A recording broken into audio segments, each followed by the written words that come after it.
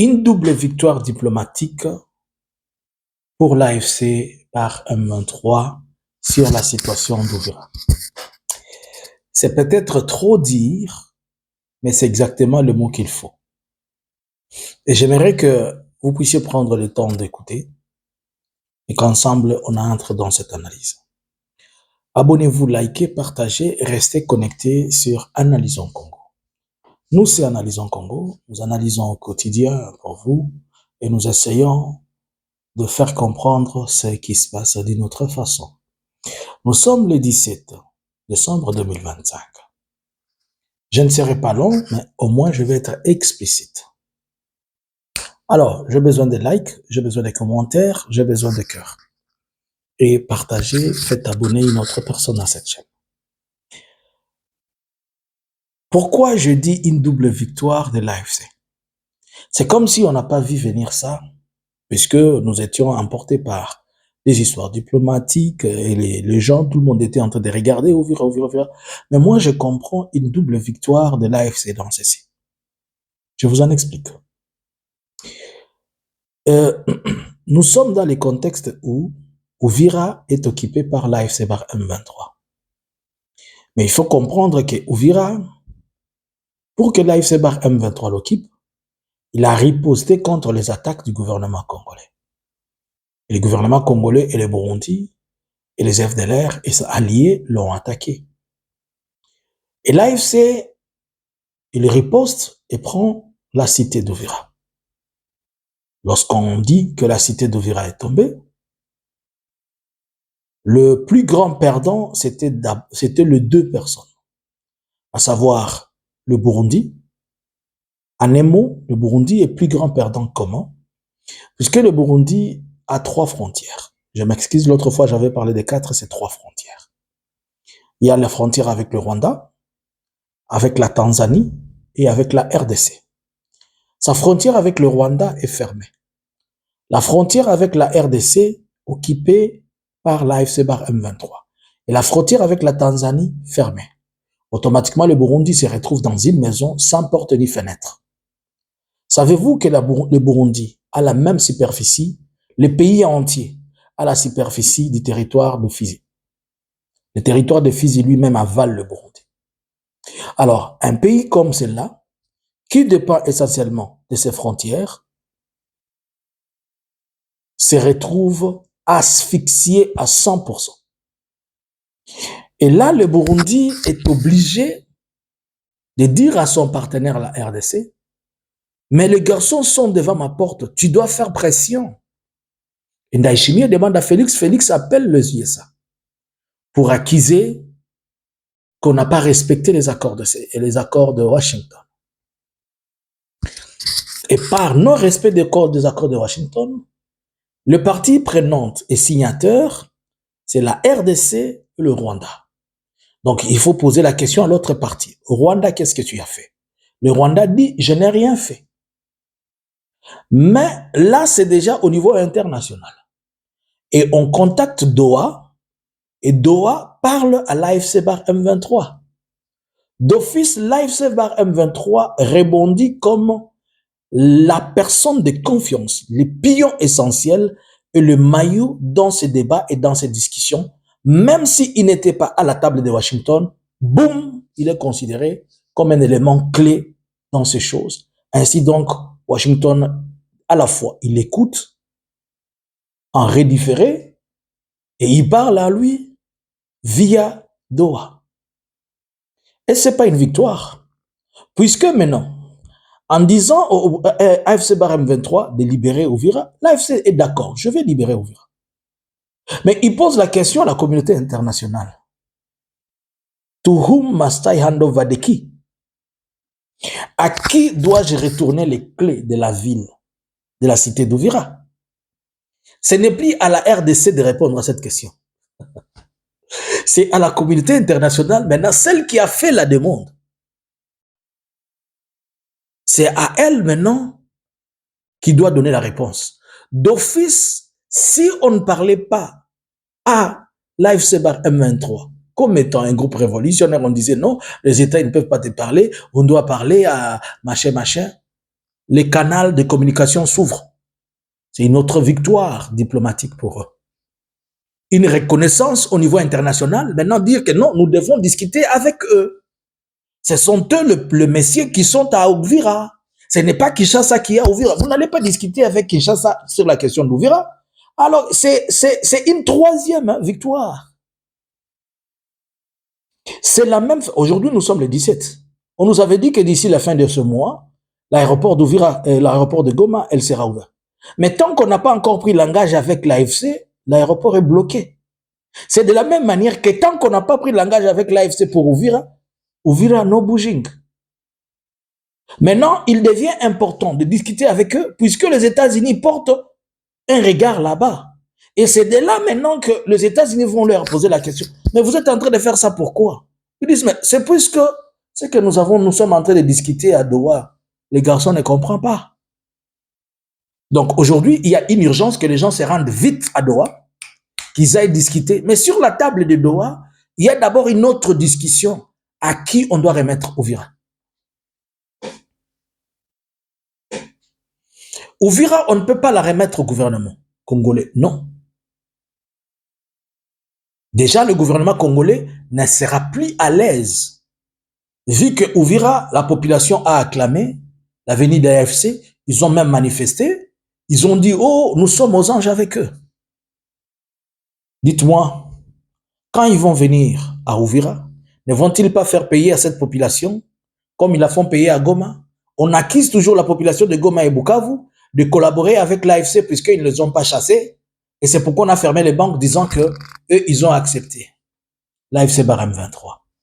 Et pour votre information, à Uvira, la mairie d'Uvira disait déjà, ça faisait 9 mois qu'ils n'ont pas été payés, qu'ils n'ont pas reçu de frais de fonctionnement de Kinshasa. Mais non, si le gouvernement revenait à Uvira, déjà ils avaient 9 mois d'impayement. Cette fois-ci, on va les punir.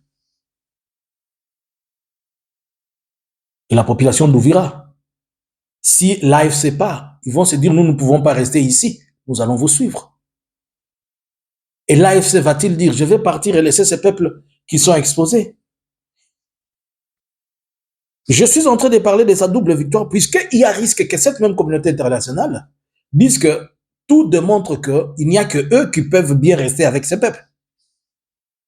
Alors il faut les laisser là-bas. Je réfléchis en analyste. Je ne fais qu'analyser la situation. Ce n'est pas tendancieux, c'est juste une analyse. Je me suis posé une question et que je continue à me la poser. La faille de la RDC, elle est où? De la FRDC, elle est où? Savez-vous que sur le front de Luvunge, de Kamanyola, disons, de partout, Kamanyola jusqu'à Uvira, ces fronts-là, cet axe-là, il y avait 20 000 militaires FRDC. On estime à 20 000 militaires FRDC. On estime à 15 000 militaires burundais. Il y a eu au moins 5 000 Wazalendo. 20 000, 15 000, 5 000, ça fait 40 000 hommes. On estime au moins à 3 000 FDLR. Ça fait 43 000 hommes. Comment les 43 000 hommes ont pu céder à l'avancée de l'AFC Barème 23? Fayezo utawa pinabilogo. Mato inangezo comprendre la moté. À Goma, il y avait presque la même configuration. Au moins 60 000. Voilà encore. Et pour votre information, j'apprends, mais je vais avoir le détail après, qu'une très grande et grosse quantité d'armes ont été récupérées à Luvunge, à Sange et à Uvira. Plusieurs conteneurs, plusieurs. Cela veut dire qu'on a encore donné suffisamment de l'équipement. Félix a encore doté la FC Bar M23, mais il appelle mes papas des FRDC des clochards.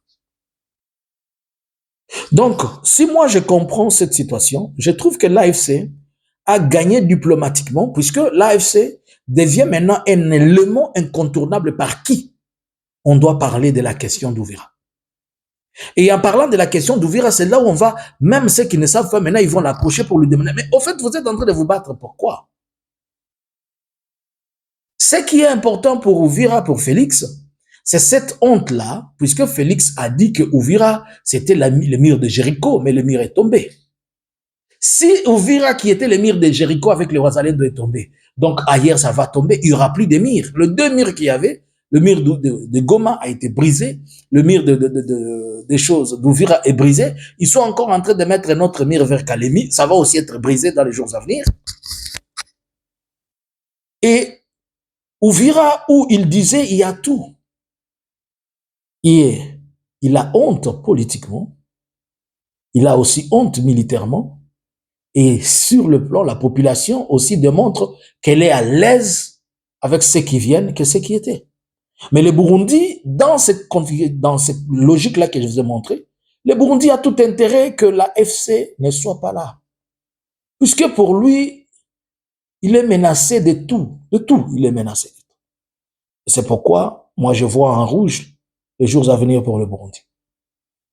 Donc, cette victoire de l'AFC, je pense qu'elle va lui amener à beaucoup de choses.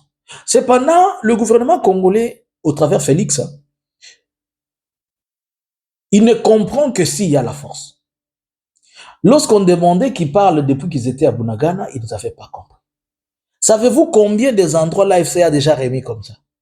Rappelez-vous de l'épisode de camp de Rumangabo qui avait été remis entre les mains de la CIA, de l'EAC. Rappelez-vous aussi de Kibumba. Quand on disait que Kibumba était menacé, on a demandé à l'AFC de quitter et laisser entre les mains de l'AFC, de l'EAC. Mais plus tard, on a repris encore Kibumba. Rappelez-vous de l'épisode de Walikale. Maintenant aussi. C'est-à-dire, chaque fois, il faut qu'une ville ou un élément important tombe pour que Kinshasa dise, ah non, non, non, venez maintenant, on fait s'asseoir, on va discuter. Mais dans l'entretemps, laissez-nous d'abord, vous voyez. Donc, ils ne comprennent que ça. Ils ne sont pas crédibles et sérieux. Mais quand l'AFC fait une promesse et la respecte, l'AFC se construit une réputation, tandis que le gouvernement de Kinshasa détruit elle-même sa réputation au niveau international. Mais cependant, le gouvernement de Kinshasa a un levier important qui est en train de jouer avec Washington, qui, quelque part, pas quelque part, nous pouvons dire aujourd'hui que la RDC n'est plus souveraine. La souveraineté de la RDC dépend maintenant des USA. Puisque une mouche nous pique, oh Donald Trump, quelque chose, oh Donald Trump. Donc nous avons perdu ça. Ça, nous avons perdu avec Félix. Et c'est de là où il profite chaque fois quand il y a quelque chose. Il lance, oh Donald Trump, tu vois encore, il veut toucher ton contrat. Ce sont eux qui ne veulent pas, ce sont des histoires comme ça. Mais en un mot, moi je regarde les victoires et je pense que ces victoires vont vraiment démontrer à quel point l'AFC est tellement. Maintenant, ici, on ne va même plus, tout cela qui parle du Rwanda, maman. On ne va pas négocier avec le Rwanda pour la libération, pour libérer Uvira. C'est avec l'AFC et aux conditions de l'AFC. Et tout ce monde qui ne voulait pas parler avec eux, ils vont parler avec eux. Que vous parlez directement ou par interposition, c'est avec eux. Ça, c'est une victoire, hein? Il ne faut pas oublier. Et il vous donne ses garanties, il dit, j'ai la clé. Mais là aussi, je me suis posé une question. Quel sera le statut de la cité d'Uvira? Allons, est-ce qu'on va l'appeler zone libérée tampon? Est-ce qu'elle va rester une cité? On va la remettre administrativement, on va la remettre à qui? Kinshasa ne va pas envoyer un gouverneur quand même là-bas. Roussi ne va pas revenir. L'AFC va-t-il remettre un chef, un administrateur ou comment? Ou on va dire seulement que ça devient une zone, une cité occupée par les Nations Unies. Et pour les gens qui ne savent pas, quand on est en train de dire libérer la cité d'Uvira, si vous connaissez, c'est à partir du pont, je vois, c'est à partir de pont Moulongwe, je pense, entre Moulongwe et Kasenga, jusqu'au port de Kalundu. C'est au moins 30 km, je pense, qu'on va seulement libérer. Ça sera quoi l'identité ou bien le statut administratif d'Uvira? À vous le clavier. Si vous comprenez toutes ces choses, vous ne trouvez pas que cette procédure ici, c'est une procédure trompe-œil. C'est qu'ils l'ont demandé. Kinshasa qui l'a demandé. Si cette situation fait 2 mois, 3 mois comme ça, est-ce que le Burundi va s'en sortir? Le Burundi ne sera-t-il pas obligé de deal avec l'AFC que d'attendre toujours Kinshasa? Mais bien que Ndayishimiye a trop peur de ce qui est en train de se passer. À vous les claviers. Bonjour, bonsoir. Analysins Congo subscribers.